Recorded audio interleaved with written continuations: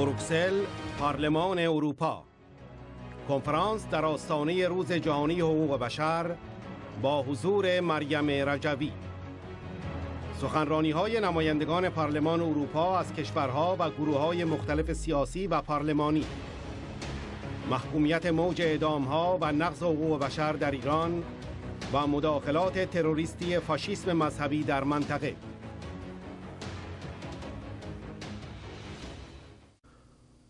روز چهارشنبه 15 آذر 96 ششم دسامبر 2017 رئیس جمهور برگزیده مقاومت خانم مریم رجوی در کنفرانسی که توسط گروه پارلمانی دوستان ایران آزاد در آستانه روز جهانی حقوق بشر در مقر پارلمان اروپا در بروکسل برگزار شد شرکت و سخنرانی کرد.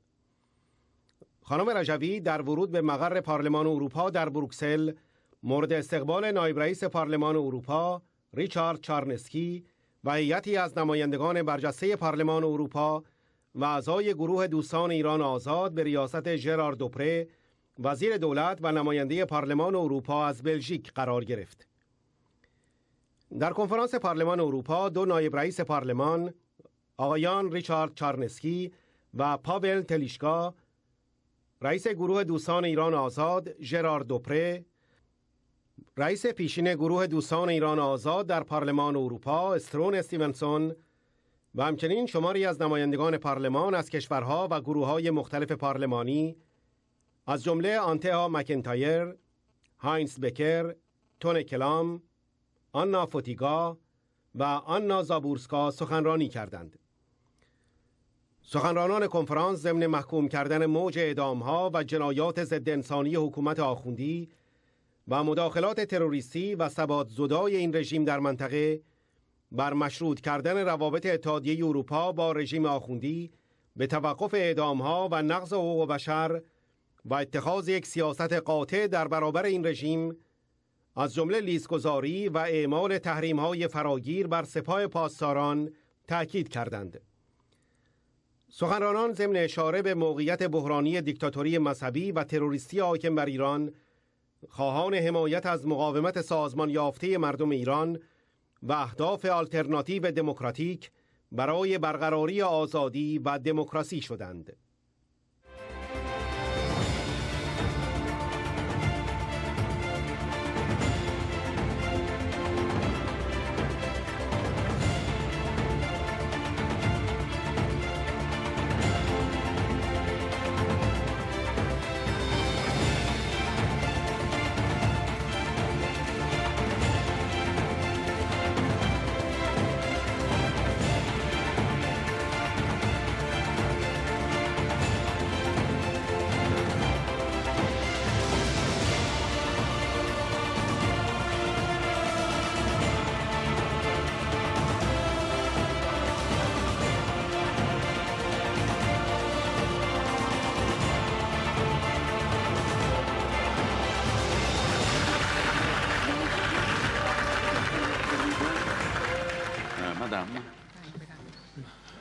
Dear colleagues, ladies and gentlemen, thank you very much for coming to this meeting in the premises of the European Parliament.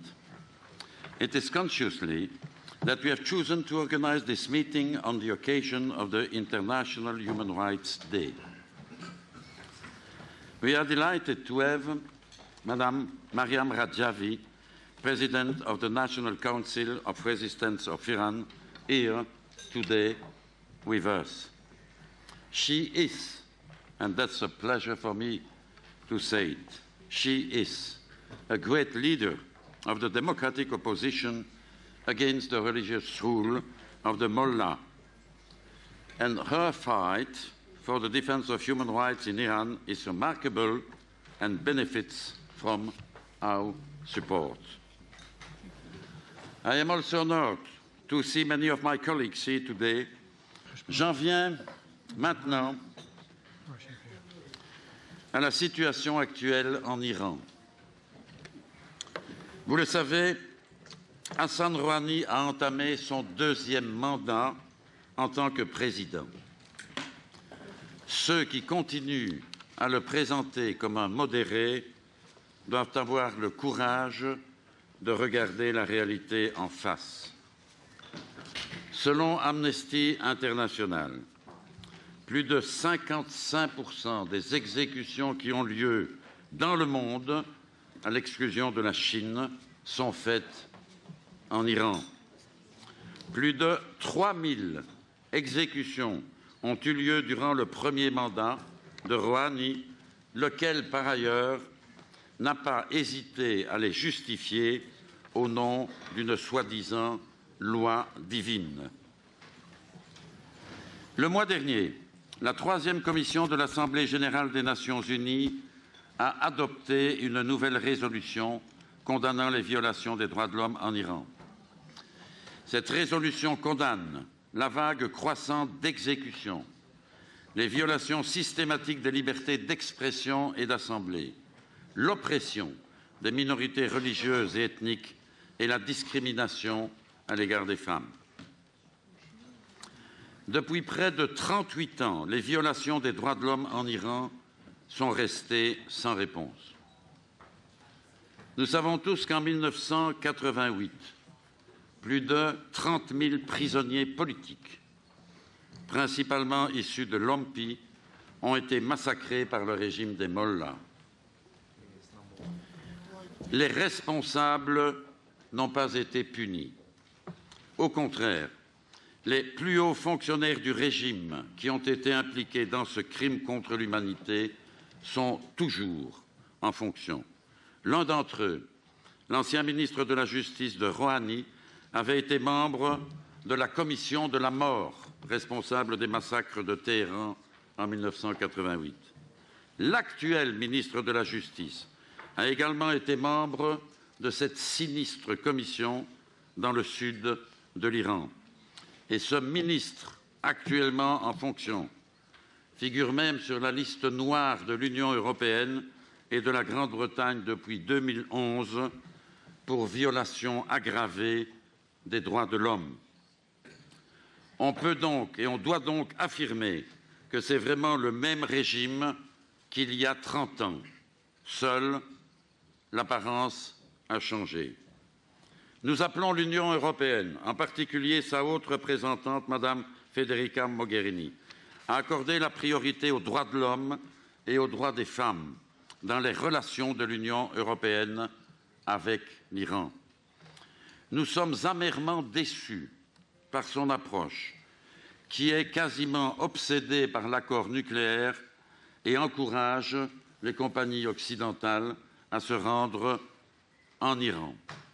Nous exhortons nos gouvernements européens, y compris le mien en Belgique, à conditionner les relations avec Téhéran à une cessation des exécutions arbitraires et des progrès réels, et à faire des progrès réels en matière de droits de l'homme. Je voudrais également souligner que le terrorisme du régime iranien dans la région n'est pas acceptable. Le soutien de Téhéran à Bachar el-Assad et à la participation de la Russie est à la fois une ingérence et une faute. Nous voulons que toutes les forces du régime iranien se retirent de Syrie et d'Irak. Je crois qu'en tant qu'élus européens, nous devons faire savoir aux citoyens iraniens qu'ils ne sont pas seuls dans leur résistance contre la dictature des Mollahs. C'est pourquoi nos condamnations fortes et publiques de la répression en Iran, y compris la répression à l'égard des femmes et la répression des minorités ethniques et religieuses, sont très importantes. D'autre part, nous estimons, Madame, que le plan en 10 points, qui appelle à la création d'un Iran laïque et à l'abolition de la peine de mort, doit être soutenu. Plusieurs centaines de mes collègues du Parlement européen ont signé des déclarations communes soutenant la plateforme dont vous êtes la responsable, Madame Rajvi, pour un Iran libre.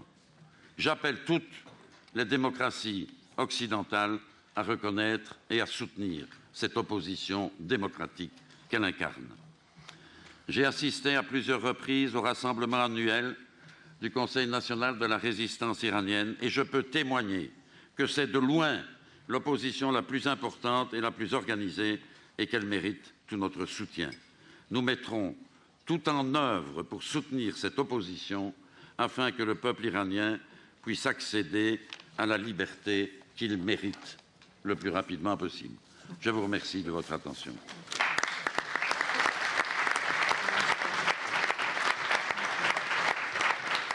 Distinguished members of European Parliament, ladies and gentlemen, it's a great pleasure to be here once again among the representatives of the people of Europe.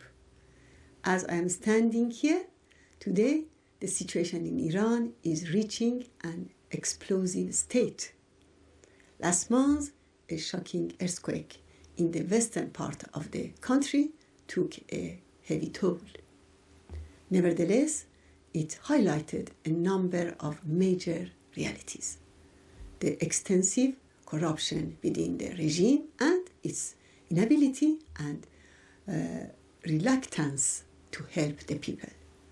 In fear of eruption of the local people's anger, instead of sending any relief, the regime sent revolutionary guards to Kermanshah to suppress uprisings.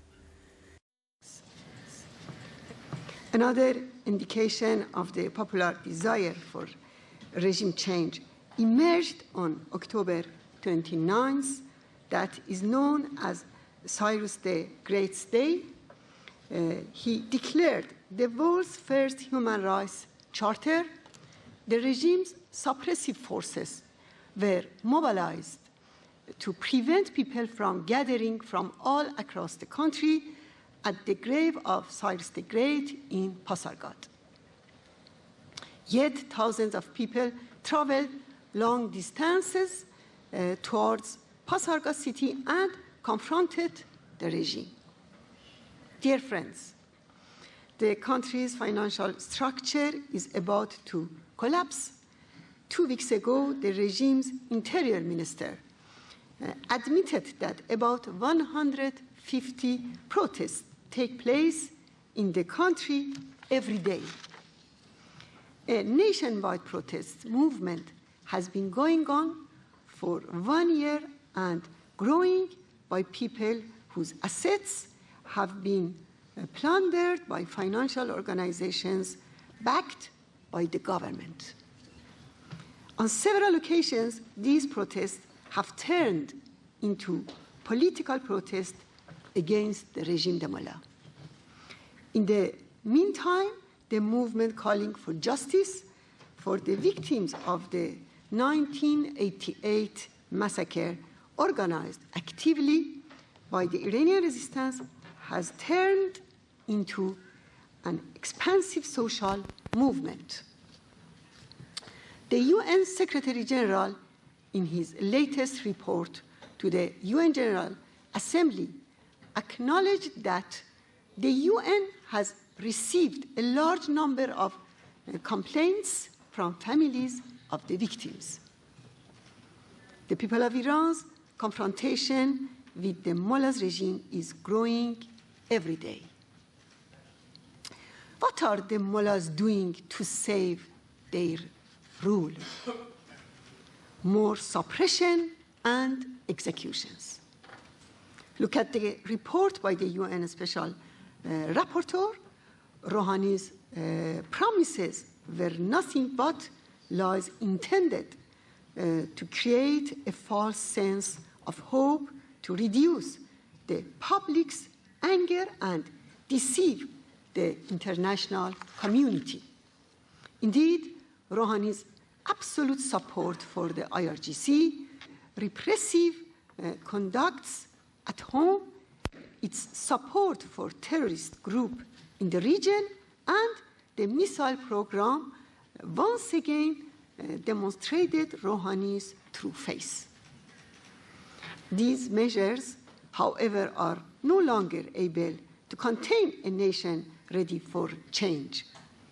The regime's second means of survival is to increase its meddling abroad.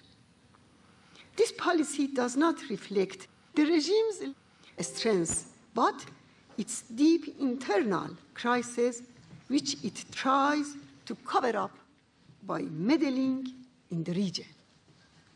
Indeed, it seeks to put up a hollow show of force to discourage the international community from adopting a decisive and firm policy against it. The regime's leaders, including Khamenei, Rouhani, and IRGC commanders, have recently made some revealing remarks that they will continue with their meddling and aggression in the region and support for terrorism in Iraq, Syria, Lebanon, Yemen, and other countries. That they will continue to support Assad's dictatorship. That they will continue to fund and arm their proxies and affiliated terrorist forces in the region. That they will continue with their missile program as long as the international community fails to hold the Iranian regime accountable for its destructive behavior or is under the illusion that they can contain the regime by giving concessions, the mullahs will carry on with their dangerous adventures. Honorable members of the European Parliament, the solution is showing firmness, not giving concessions. The regime engaged in the nuclear negotiations and took one step back only and only when it feared that continued international sanctions might spark massive uprisings in Iran. Let me be clear. The EU has unfortunately abandoned its values in order to promote trade with the mullahs. The EU has turned a blind eye on the violations of human rights in Iran. Signing economic contracts with the IRGC, which controls the greater part of Iran's economic sector, is a short-sighted policy that will endanger peace and stability even further. The EU can play a positive role in peace and stability in the Middle East. Here are some concrete steps that must be taken. Hold the Iranian regime accountable for its crimes against the people of Iran and particularly for the massacre in 1988. Condition all trade and commercial relations with the regime on end to executions in Iran. Demand immediate eviction of the IRGC and its proxies from Syria and other countries in the region. Otherwise, they should face harsh consequences.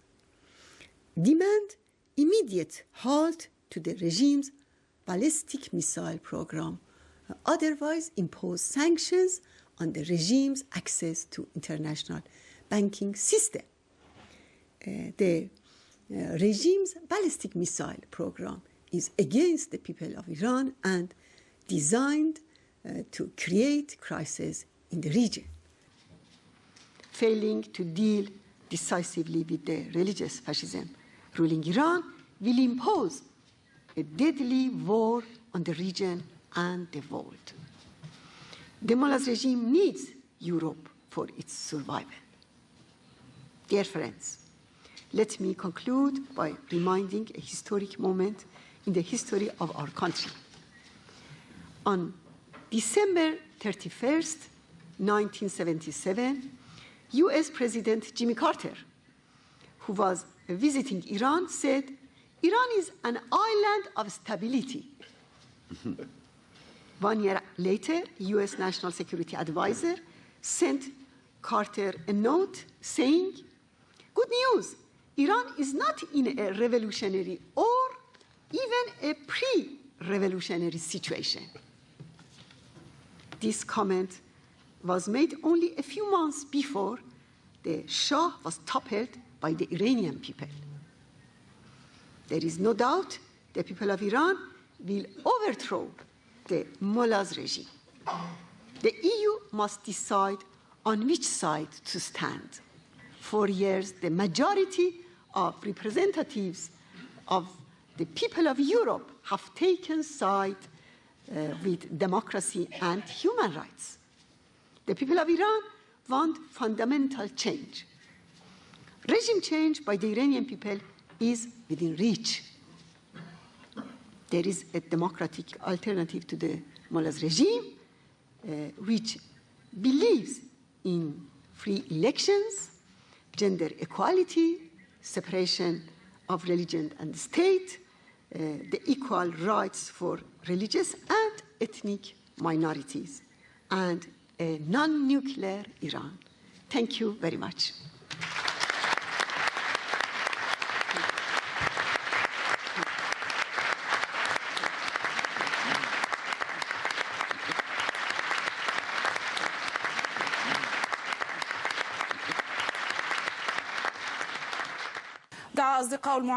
تلویزیون العربیه 15 آذر 96. دوستان اپوزیسیون ایران در پارلمان اروپا خواستار متوقف کردن سیاست مماشات با رژیم ایران و قرار دادن موضوع نقض حقوق بشر در ایران جزء برنامه رسمی دیپلماسی اروپا شدند. آنها همچنین خواستار قرار دادن سپاه پاسداران رژیم ایران در لیست تروریستی شدند. گزارشگر العربیه از محل کنفرانس در پارلمان اروپا گفت نمایندگان پارلمان اروپا که دوستان اپوزیسیون ایران هستند از کشورهای عضو اتحادیه اروپا خواستند که منزوی کردن رژیم ایران را تشدید کنند به جای اینکه دنبال برقراری رابطه و همکاری و گفتگو با این رژیم باشند، زیرا که درآمدهای این رژیم در جایی مورد بهره برداری قرار می‌گیرد که سپاه پاسداران رژیم ایران کنترل آن را به دست دارد و برای ارتقاء موشک‌های بالستیک و گسترش نفوذ نظامیش برای ایجاد جنگ‌های مذهبی و بی‌ثبات کردن خاورمیانه به کار برده می‌شود. العربیه با پخش قسمتی از سخنرانی رئیس جمهور برگزیده مقاومت درباره ضرورت خروج فوری پاسداران و شبه نظامیان رژیم از سوریه و دیگر کشورهای منطقه و همچنین توقف فوری برنامه موشکی رژیم و محروم کردن رژیم از دسترسی به سیستم بانکی جهانی افزود، دوستان اپوزیسیون ایران در سمینار خود در پارلمان اروپا خواستار قرار دادن موضوع نقض حقوق بشر در ایران در برنامه رسمی دیپلماسی اروپا شدند و همچنین آنها خواستار قرار دادن سپاه پاسداران رژیم ایران در لیست سازمان‌های تروریستی گردیدند. الغرب نظر لإيران بعين السذاجة عندما اعتبرها حليفا في الحرب ضد داعش بينما كانت في الوقت نفسه. استرون استیونسون در گفتگو با العربیه تاکید کرد که رژیم به بهانه مبارزه با داعش نفوذش را با استفاده از سپاه پاسداران و نیروی تروریستی قدس در عراق گسترش داد و به کشتار اهل سنت در این کشور پرداخت. العربیه افزود شرکت کنندگان در این سمینار خواستار پایان دادن به سیاست مماشات با رژیم ایران شدند، چرا که مردم منطقه هزینه آن را خواهند پرداخت. سیاست استرضاء ایران حيث تدفع شعوب المنطقة فواتيرها.